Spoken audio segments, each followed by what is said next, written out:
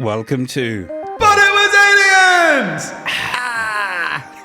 the extraterrestrial comedy podcast brought to you by at least one competent MIB. I'll let you decide who that is.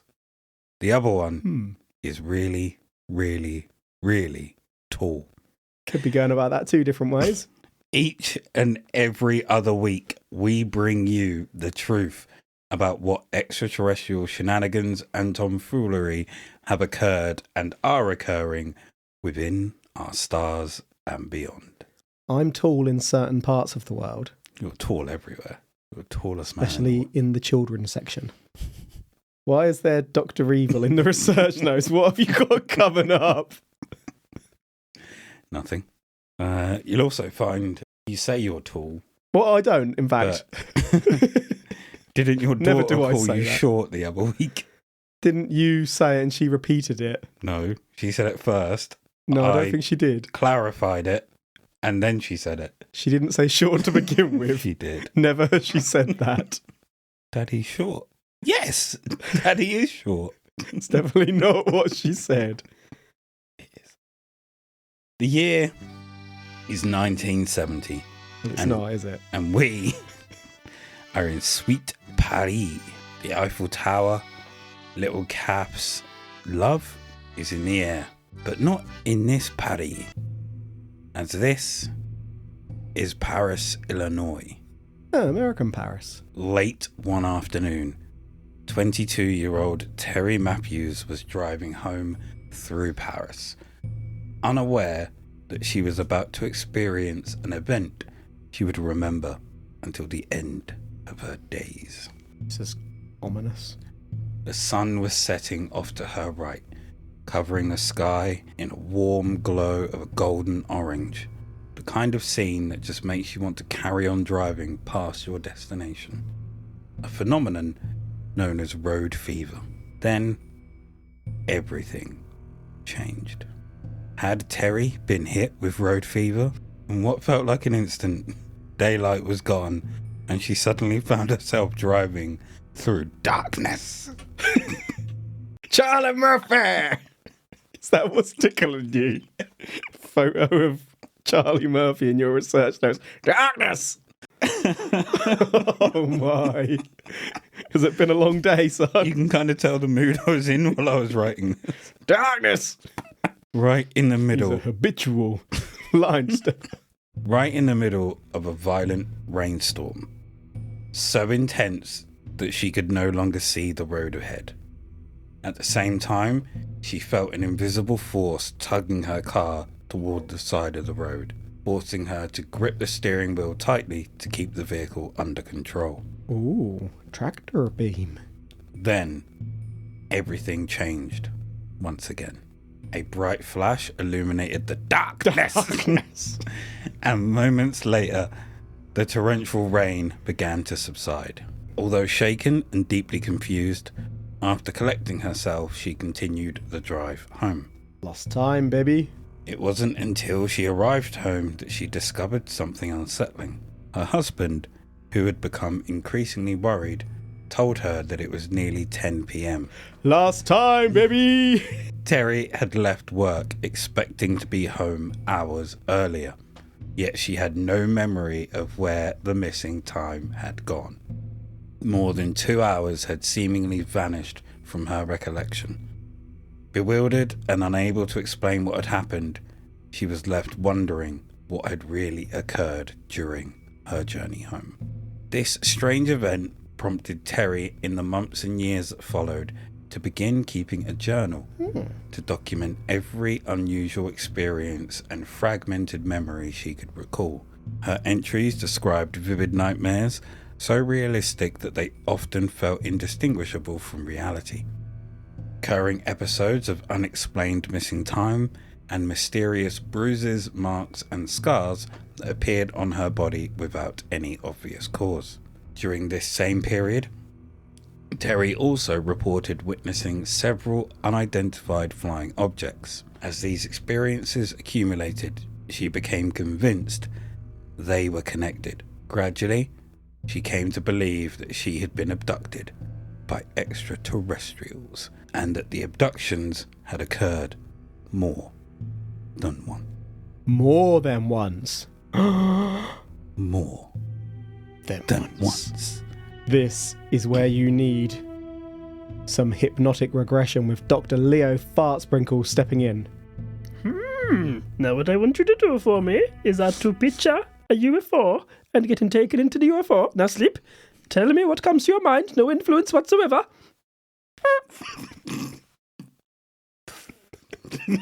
Now what does it smell like? What does the spaceship smell like? When they wake up, they're like, why have I got glitter on my face?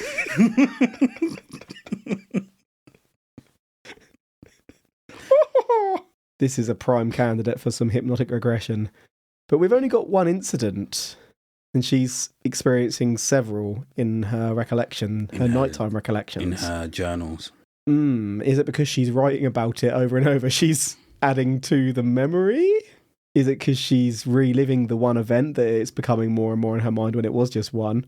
Or was this the most recent one and it's jogged her memory of prior experiences, going all the way back to her childhood, for she is a children of the stars? You'd really have a Star Child sound effect. Child of the Stars. A fitting sound effect I feel we should find. Child of the Stars. If you were in a long-term marriage and your partner comes home late one night in fact, and suggests that they're late because they may have been abducted, I'm not saying that's exactly what's happened here, but that's what they say. But they didn't say that to their husband. They had no...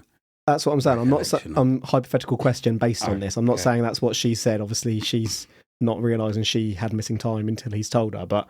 So my partner comes home several hours late. I've been abducted. All I can remember is a flash, and then I'm home. I think I might have been abducted. How quickly are you leaving them? Tell me, did you let them in? I think by the time they finish that sentence, my Jordans are out the door. My car's already started. But then I was about to say I'd have to ask, abducted by who? Them. Then yeah, man. I ain't got time for that shit. I'll be like, son, guess what? We've got a new episode to talk about. No, I have had to leave her, but... I don't even... Do you know what? I'm not sure if I would tell you. Because I'd make an episode out of it. Or if I would just put it into an episode and then just reveal it at the end. Oh, this happened last week. It's real. I'm now thinking about your life and if there's anything I can make an episode out of that I haven't already. I believe we covered the taxi event. Mm-hmm. We've told the story of the gym shatter. We haven't covered it in an episode. We have not. The gym shatter sounds like something else. The mysterious gym shatter, Mr. Granville Moonwalker. I absolutely nearly shit myself. In the gym? At home the other day. Oh. So I was in my front room, my living room, and we have a door that goes from the living room to the kitchen. Yes. Which has glass in it. Mm-hmm. And we had the back door open. Yes. And I heard this sound from outside out the back, and I was like, what the hell is that? So I get up and start walking towards the kitchen, and I see a pair of eyes staring at me through the reflection of the living room kitchen door. Yeah. And I was like, what the fuck is that? Thinking like some animal had made its way into the house. So walked into the kitchen. It was our fucking dinosaur doorstop. Fucking reflection made me shit myself. It's like, for fuck's sake. Jerry. Jerry? It's called Jerry. Jerry the dinosaur.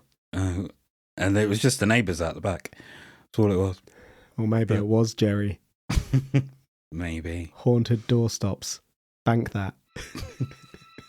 Despite years of unsettling experiences, it wasn't until Terry sought the help of alien abduction researcher David Jacobs that she began to connect the dots right back to that mysterious drive home in 1970. After reviewing her account, Jacob suspected that the unexplained journey, those missing 2 hours, would hold the key to understanding the strange events that had followed throughout her life. Typical star child looking for something to blame life on. Now, Jacobs... Who's this? David Jacobs? Yeah. That's a beast of a moustache. Jacobs That's thick. was a stand-up guy. Looks like a detective. Does. 70s detective. He's kind of got a square afro. Do you know who he also looks like? One of the Wet Bandits. Before they become the Wet Bandits. Is it Merv? Or Marv? Sorry. Marv. Yeah. The tall one. Yeah. So before he becomes a Wet Bandit, this is him. He looks like someone else, but the name is never going to come to me. So let's not dwell on it. Before proceeding, Jacobs warned Terry that attempting to recover her missing memories through hypnotic regression could profoundly change both her life and the way she views the world. Even so, her determination to uncover the truth was strong. She wanted to know. So after agreeing to undergo a series of hypnotic regression sessions, they would commence. This has got all the hallmarks of a classic case. During one of these sessions, Jacobs guided her back to that evening, 1970, when she had suddenly found herself driving through what she described as a violent tornado-like thunderstorm on a lonely Illinois road. Terry remembered the weather changing without warning. She also recalled the unsettling sensation that her car was being pulled towards the side of the road. Though she couldn't explain what was causing it or what force seemed to be drawing the vehicle off course, under hypnotic regression, however, she reported recalling additional details. Rather than losing control of the car, she said she had brought it to a stop herself. Ooh. When she looked out of the window on the driver's side, she claimed to see a massive craft hovering silently above the road, spanning both sides of the highway. Big ass ship. She chose to bring it to a stop. She did. Why? What? Because she hadn't seen the craft till she stopped the car and looked out. What drove her to stop it rather than to peg it, try and get home in the bad weather? I think some people's curiosity causes them to stop and stare rather than... But all it was bad weather. She might have seen the craft before stopping. That peripheral vision. Vision. Made herself an easy target. Terry recalls how she was sitting frozen behind the wheel, transfixed by the enormous object hovering above the road. He described it as having a dull silver-grey appearance. Moments later, she said she saw 6 figures emerge from the craft and begin walking toward her car. 6. Allegedly truthfully, the beings had grey skin, oversized heads, and large black eyes, matching what we greybeard know as the Greys. Hey, the Greys! All the hallmarks! Terry said she shat her pants, not literally, climbed out of the car and ran. You wouldn't admit it if you did, though, would you? I was really scared. I shit my pants. Not literally. I didn't poo. Do you know what?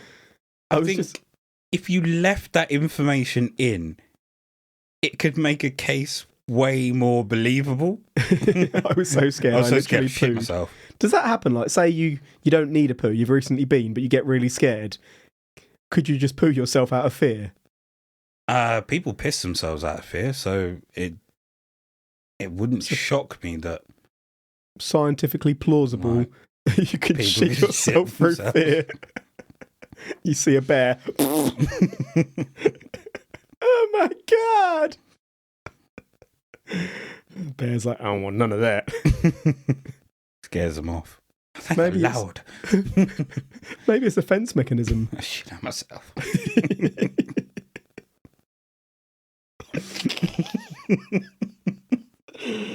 Do you think some people are more prone to it than others? Yep. I was about to say, me being one. Boo. You're doing your weekly shop. You walk to the end of the aisle, turn, someone's coming the other way and nearly bumps into you. Ah, no!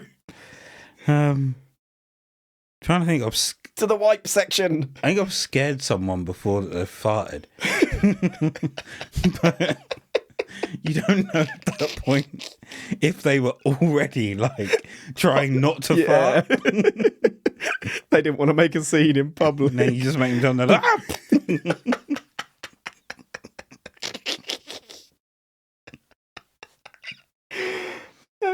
So in my youth, probably just after high school, when I worked at that one company that I'm not going to mention, right? There was a few of us there, all around the same age, so it was quite a fun place to work. But we used to have this thing where if you were on one floor, to call the lift, both doors had to be closed. Yeah. And if it wasn't closed, it would ring, so you'd have to go and find what floor it was open on. So you would hide behind one of those, probably the second door, waiting for someone to come and check it. And as they open the first door, you just fucking jump out at them. I've just got to the end of the story. And it was doing that, in which made someone pop. Yep.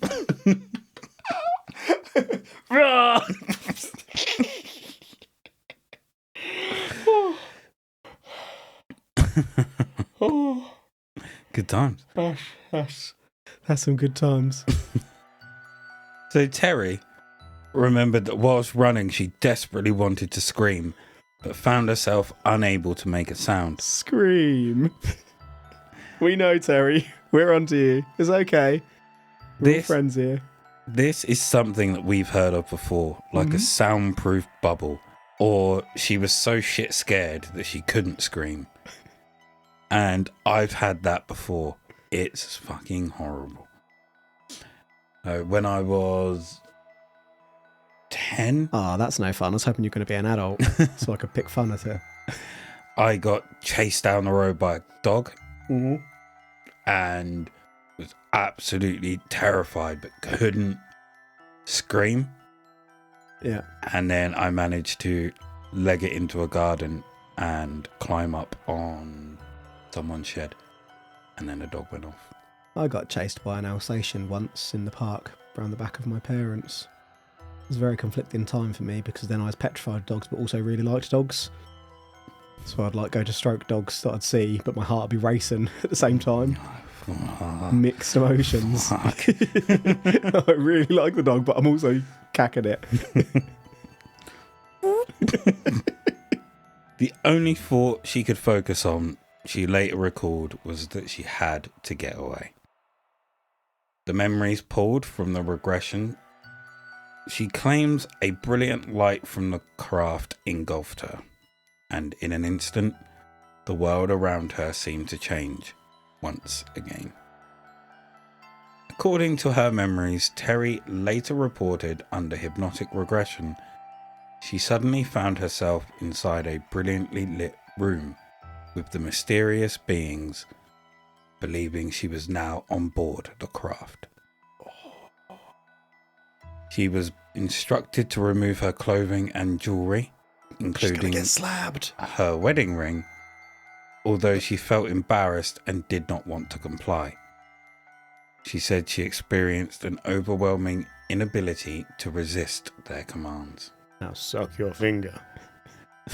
The being... No, alien, no. I don't want to do it. Should I take my clothes off? I don't want to. But if I must... Look at my boobie. I really don't want you to. The beings then shy. escorted her to what she described as an examination table. Okay, this is not going to be pleasant, is it? It was here she claimed that her recollections became especially disturbing. The entities told her she was pregnant. What? According to Terry, they then removed the unborn child from her womb Oh, Jesus Christ. and replaced it with another fetus. What? She was unable to recall what became of the child that had allegedly been removed. Did she give birth to the other child that had been stuck in her? Is Terry a mother? Are you going to cover that? Alien kid. What the frick? That was not where I thought they might get her pregnant. I didn't think they were just going to... She already was. They popped a baby out and popped another one in. My gosh. The biological science behind that procedure. That's some surgeon, isn't it? Dr. Greyhands. My gosh. The amount of things you must connect and disconnect through that. We've heard of things being taken from bodies before. I don't recall us... We've heard of people bopping on ships before, I believe. I don't recall us having a swap before. Yeah, I think this might be the first organ transplant. Well, or fetus transplant. Fetus transplant, yeah. I don't know that we've... My mind is blown here. I'm just trying to... If they're different species, how the frick does that work? How are they similar enough that the mum could carry the other species to term? I'm thinking about this far too logically. As the regression sessions continued, Terry reported recovering memories of additional alleged abduction experiences. Oh, did she go back and have the baby out? The more she recalled, the more distressed she became. Hoping to capture evidence of anything unusual, she began recording herself while she slept, believing that if another encounter occurred, the camera might document it. The idea being, if they've put something in her, they're going to go back regularly to check on it, perhaps. In Terry's words, something unexpected happened. I think the whole fucking thing is unexpected, my dear. After she started recording herself at night, the experiences appeared to stop. She came to believe that the presence of the camera and had somehow prevented any further alleged abductions. All she got to do is wear those AR or AI glasses, whatever they are, and she is good. The moment they run out of battery, she's fucked. It's like Speed, but instead of dropping below 57 miles per hour, whatever it was, she's got to keep the charge. More like Crank, perhaps. I know which scene your mind went to. Yep. Right. Gets the car battery. Sure. Terry believed the recordings themselves were enough to halt the encounters. Whether this was a coincidence, psychological effect, or something more unusual remains a matter of speculation. But it is an aspect of her account that has attracted considerable interest, and we all know why. Because it's a good excuse as to why she didn't get anything on camera. Heaven! How dare you? Yeah. Although Terry believed the alleged abductions had ceased following her hypnotic regression sessions, the memories she reported recovering during the therapy became increasingly disturbing. Among the most unsettling were recollections that, according to her account, each of her children had also been taken on separate occasions. Oh, okay, that's not good. She later described these memories as exceedingly traumatic, saying they were among the most distressing aspects of everything she believed she had experienced. I'd argue the whole thing is distressing. The memories Terry reported of seeing her children allegedly taken by the same mysterious beings reflected a pattern that some alien abduction researchers have long claimed to observe. According to investigators such as David Jacobs, individuals who report repeated abduction experiences sometimes also come to believe that their children and even their parents have had similar encounters. Mm-hmm. Jacobs describes this allegedly truthful pattern as intergenerational. Yeah, and we've covered that before and theorised that they might be studying like things through the bloodline. Kind of makes sense. Mr. Moonwalker is acknowledging me. With this possibility in mind, Jacobs guided Terry back under hypnotic regression to the events of her drive near Paris, Illinois in 1970, hoping she might recover some additional memories. The details that emerged added another unexpected dimension to her experience, and in Jacob's view offered further insight into what he believed was the broader phenomenon and its underlying purpose. Oh. This second regression session, which took place roughly 3 years after Jacobs had first guided Terry back to the events on the isolated road, produced even more unusual recollections.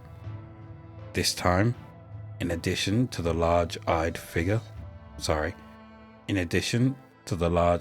grey figures she had previously described, Terry reported seeing a woman-like being present during the encounter.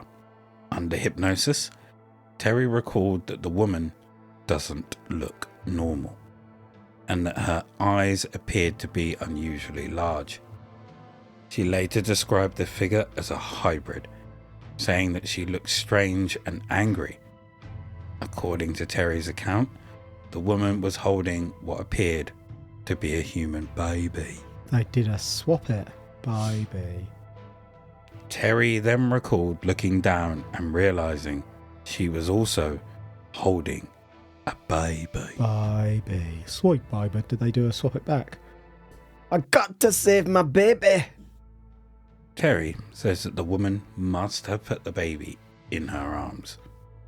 And after the session, he described the child as appearing largely human, but unusually fragile and underdeveloped, as though it had not been properly nourished. She remembered its skin as having a pink human-like tone mixed with a grey coloration, while its face appeared human except for one striking feature. Its unusually large eyes. Oh, I thought you were going to, based on the picture you've just shown me, I thought you were going neck for some reason. Or chin. Eyes similar to those of the woman beside her.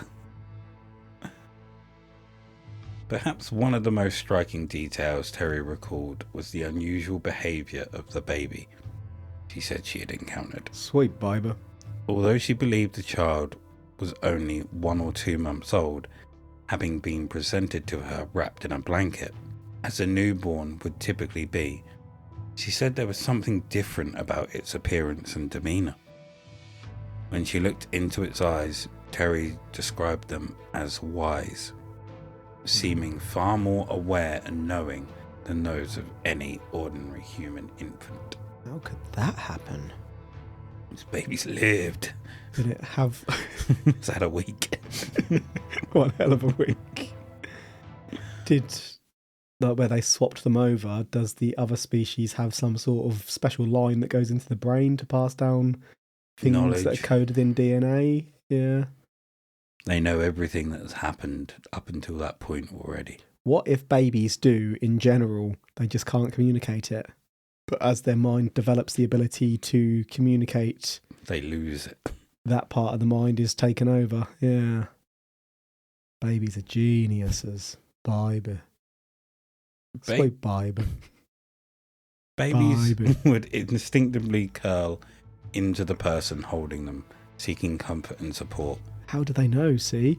This child, however, seemed different. All right. According to Terry, it remained stiff and motionless, appearing unusually alert as it simply stared back at her. Yeah, what you looking at? She was then instructed to feed the baby. Shortly afterward, the woman approached and took the child from her arms. Terry said she did not want to let it go. She remembered being told by the entities that the baby was hers, although she struggled to understand or accept that claim.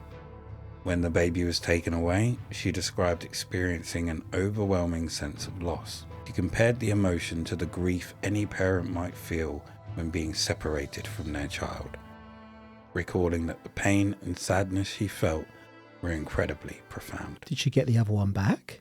Like, we're going to take this one, and that's it. We did a swapsy earlier, so see you later. You get to live. There you go. What about my baby? What baby? What baby?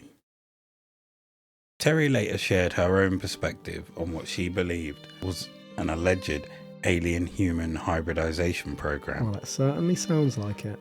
She said that thinking about the hybrid children was deeply upsetting to her because she viewed them as the true victims of the phenomenon she described. You're the victim. She explained, in her view, these beings lacked certain human qualities and that they needed to learn emotions and connections through interactions with people. Terry said that what she believed was being removed from them was what is in us. A capacity for compassion, feeling and love, and that these qualities had to be rediscovered through their experiences with humans. So what's the purpose behind this program? Are they taking the babies to another world? Babies. Or are they planting them back in our society at a later date to overthrow humanity or to influence humanity? Where's it going? Terry, give me more. Normally, this is the part of the probe where we would turn to science and skepticism. Dear probers, there isn't any. Not a single shred of science to back this case up. Disprove this case. And not a smidge of skepticism either. Not from a single person, and especially from anyone in front of me. Where did the glasses come from? Mr. Moonwalker has put sunglasses on and is looking to the side. Where did you get those from? They've been there the whole time.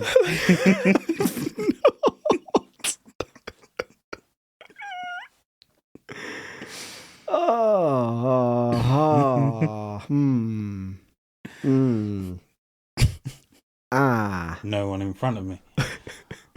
All right, Stevie. So to summarise, we have the case of Terry Matthews. Terry was driving home from work one evening when suddenly she'd gone from a heavenly sunset to a demon storm in a blink of an eye, and one in which she didn't see coming. There was another flash and the weather changed again, with the storm subsiding and the sky clearing. Terry gathered herself and drove home to find a worried husband who informed her that it was now around 10 p.m. This shocked her as she was supposed to arrive home hours earlier. Over the next few months and years, Terry would document in a journal everything strange that would happen to her, from missing time to mysterious marks and bruises.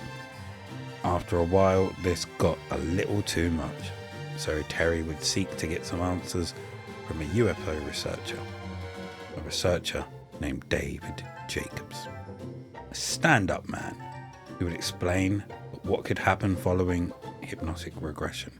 Terry knew the risks, but she wanted the reward, so under she went. And it was here that we learned of her abduction and slabbing. They removed a baby.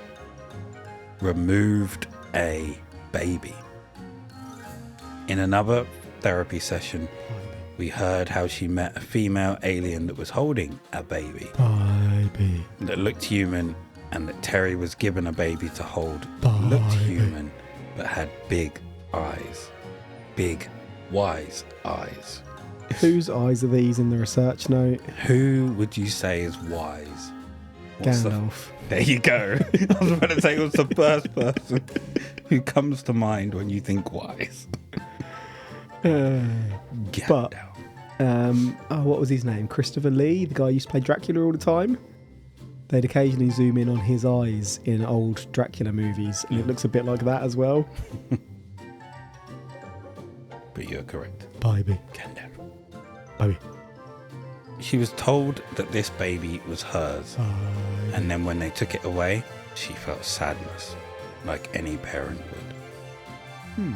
Terry then put up a camera to record these visitors taking her away, and it never happened again. She often wonders about the hybrid children and believes that they lack what we have as humans: hustle, loyalty, and respect. Word life, basic thugonomics. So creepy. Where were you when you wrote this? I was expecting a picture of John Cena in the research notes, but you've given me a picture of what I assume is actually Terry. There is a picture of John Cena there. Oh, so there is. My mistake. I couldn't see it. Greybeard, what I'm asking is... You're asking a lot is what you're asking. that Terry truly was taken by these entities and held her space child? Or is this all bullshit? What does Terry have to gain from this story? The image you've shown me, which I'm assuming is Terry, looks like it's a TV documentary. It is indeed. Yeah. What's that famous show in America that... Unexplained Mysteries? That's the one. So they advertise for people to come on their show and people get in contact with them. They also have genuine real cases. Only when I cover them. Have you watched that? The updating of it on Netflix? They did a new series of it quite recently. Mm-mm. They covered a case that we covered. I forget which one, but... Surprised they haven't covered most of the cases we've covered. Well, we've explained them. There's no point now. Our word is gospel, baby. Can you tell me much about Terry? Terry Reynolds, Terry Crews. This Terry. This Terry. Also Terry Crews. Tell me about Terry Crews. Go on. Terry Crews. What can I say about Terry Crews? Overrated, not that funny, one-trick pony. You've just assassinated Terry Crews. You told me to describe Terry Crews. I really like Brooklyn Nine-Nine. So do I, but his character's probably the worst. Not really that funny at all. He's got one trick. He's not there to be... Flash my pecs. Boobs, yeah. The fact that I said one trick and you knew what it was is... Well, that's his trick, but he's not necessarily... He's one of the straighter characters in it, so he's not necessarily there to get the laughs, like Captain Holt, for example. He's the straightest character in there, because he gets no laughs from anyone. Maybe one or two in the entire show. Name a moment. You name a moment? That doesn't involve him flexing his pecs. The heist that he wins. And explain what was funny about it, what he done. That he won. Okay, there we go. He's not that funny. That he manipulated people to win. Right. Now this Terry, she's got glasses, brown hair. Without looking at a photo, tell me more about her. What does she do for a living? She's a wonderful person. She's a mother of multiple children. Are they on this planet still? And not all of them. Mm-hmm. Not all of them. We don't know how many are and how many aren't. What I'm trying to work out, is she an upstanding member of her community? How could she not be? Quite easily. Well, I don't know how that is. You don't know how it isn't either. That's not what I said. What does she do for work? Or She's an upstanding citizen. Or is she full-time mum, which is fine? I really don't have a clue. But she's telling the truth. How do you know? I said so. Did she undergo any testing? Because HRT. When you give birth, the mother gains part of the father's DNA for the rest of their life. If she has... What on earth is that? Your daughter. Yeah, but what's she doing? She's gone down for a nap and she seems to be singing beside us. Rhymes. I'm gonna cook you. Pretty sure she's going on a bear hunt. He's like, Daddy's short. She's like, Granny's stupid.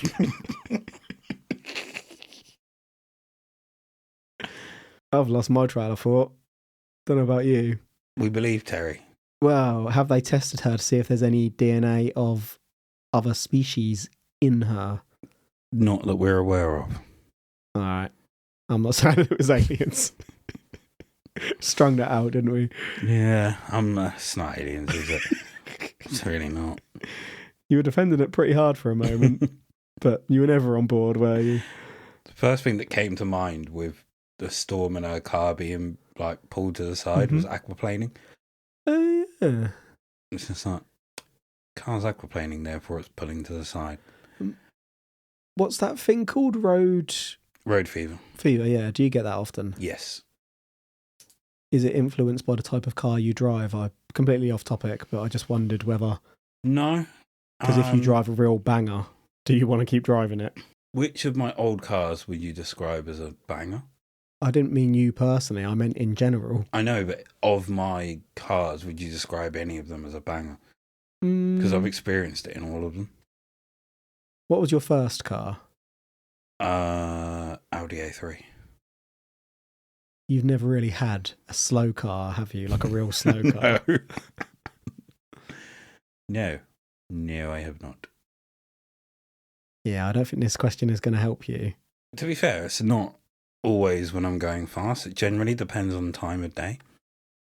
Like, if I drive a long stretch of road and I'm probably the only car on it, if it's in the evening and it's after work and the tunes are just tuning, sometimes I'm like, just carry on driving.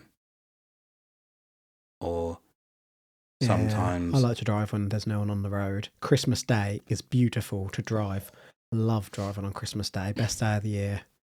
Or I would say, I don't get this so much. I don't get this anymore at all, actually, because I love my job. But sometimes when I used to work at my old place and I'll be driving to work in the morning, just want to carry on driving past. See where I end up. Yeah. Drive across the country, see how far I can go. I have that quite a lot. What's beyond that horizon? Yeah, not aliens. But aliens bullshit. Absolutely no substance to this one. It's just a tale. You got to get out there and be tested. If you're saying this sort of thing happened, if you've seen something, fair enough. If you didn't have a camera on, you can accept that. It's more believable. Once you start having bits fiddled with and whatnot, there should be traceable evidence. And at that point, the baby swap. Yeah, that's pretty. Like, that should leave some significant, like, even if, for example, because how would she know she wasn't pregnant at that point? Mm-hmm. But even so, she's pregnant, she goes up on the ship, they do the swap, she's taken up again. If they take the baby away from her, then what were the consequences when she was back on Earth? Because there would be no baby. Or have they tested her firstborn? I was thinking this is irresponsible parenting in some regards because she's opening up discussion points around whether there should be testing on all her children. Then that's quite invasive and potentially traumatic for the children. Do you reckon this is a elaborate story weaved because she had an affair? One of the kids might not be her husband. Terry. She's just like, how can I get around this? I was abducted by aliens. Didn't have any protection on me. Don't know, but it could happen. What can I say? What can I say to cover if I need to? And then it turned out she didn't need to, but by that point it was too late. Because even if... What could I say? Because I'm sure there are some examinations they could do to find out whether...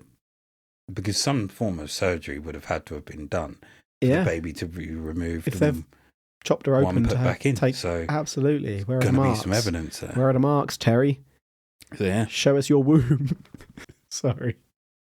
Not me personally, just the internet. Thank you for joining us for this week's probe. You can find us everywhere. That's Instagram, Facebook, in your cupboards, on X, formerly known as on Twitter. Leave your front door open. But it was aliens. We might pop in. Within Facebook, you can find a secret group that's not so secret called extraterrestrial towers. Extraterrestrial towers! Here you will be protected from the forces of evil outside of the towers, though I cannot guarantee safety from those within. And that greybeard, he has a nasty temper. Calmest person in the world. You hold grudges. Doesn't mean I'm not calm. You are not calm. And you hold grudges. Completely calm. Remember, the truth is up there. #.